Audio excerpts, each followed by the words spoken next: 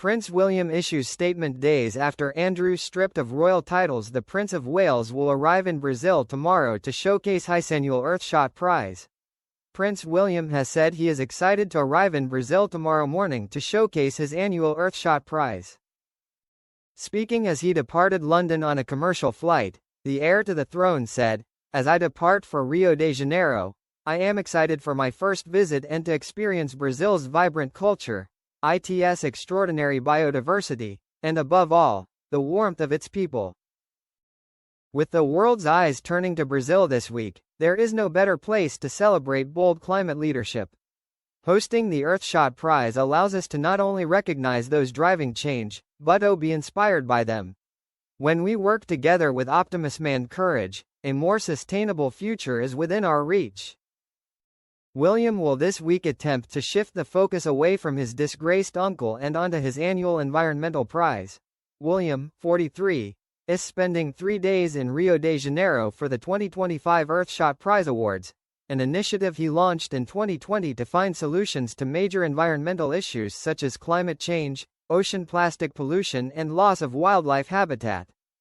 This year's prize ceremony is being touted as the biggest and best Earthshot ever. It's one of the central tenets of his work, and he'll be hoping that the spotlight will be on his series of engagements in the Brazilian metropolis and not Andrew Windsor's spectacular fall from grace.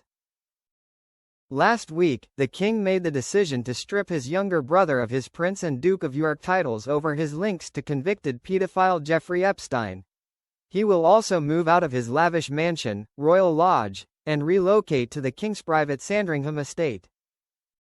William was consulted on the move to formally take away his honors, as father and son attempt to prevent Andrew from overshadowing the royal family's important work. On Monday, the prince will arrive via commercial flight, and jump straight into a series of engagements at some of the city's world-famous sites, such as the iconic Christ the Redeemer statue. All of his engagements will highlight the work being undertaken to protect the country's rich biodiversity and diverse ecosystems. During his trip, William will spotlight the next generation of climate leaders and on why now, more than ever, action is needed to protect and restore the planet, a spokesman for the Prince of Wales says. They added, "It's an exciting time to be in Brazil as across Latin America. Environmental leaders are driving bold, innovative approaches to protect and restore vital ecosystems like the Amazon, while creating local jobs and economic opportunities." William will also attend a summit of his United for Wildlife consortium, which works to tackle the illegal trade in wildlife parts and endangered species. Following the star-studded award ceremony on Wednesday evening, where 5 finalists will be awarded £1 million to expand their environmental innovations, the prince will travel to Belém for the United Nations Climate Summit COP30. World leaders will gather in the city, known as the gateway to the Amazon River, to discuss the latest efforts to solve the global climate crisis. With William attending COP on behalf of his father, who has championed the environment for decades, it is understood that the pair have had several conversations about the prince's visit to Brazil this week. The king takes a keen interest in his son's Earthshot Prize and has also read through William's COP speech, which he will deliver on Thursday. A source said the king was delighted to read it and discuss the trip, as it's a shared topic that they are so extremely passionate about.